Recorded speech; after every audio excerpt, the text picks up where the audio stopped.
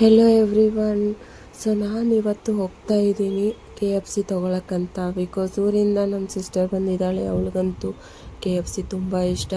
And ನಾನು ಕೂಡ 1.5 year ಮೇಲೆ ಆಗಿತ್ತು ನಾನು KFC ತಿಂದೇ ಇರಲಿಲ್ಲ. ಬಿಕಾಸ್ ಪ್ರೆಗ್ನೆನ್ಸಿ ಇತ್ತು.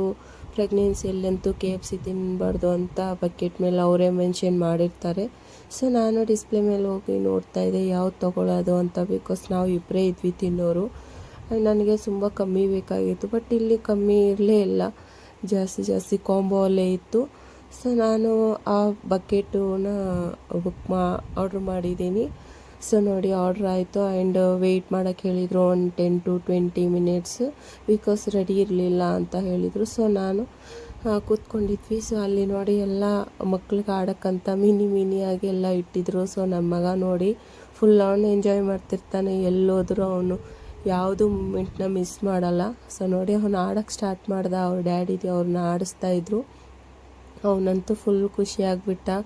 ಸೊ ನಮ್ಮನೆ ಹತ್ರ ಎಲ್ಲೂ ಇಲ್ಲಿ ಈ ಥರ ಗಾರ್ಡನ್ ಇಲ್ಲ ಅವನಿಗೆ ಹೋಗಿ ಆಟ ಆಡ್ಸೋಣ ಅಂತಂದರೆ.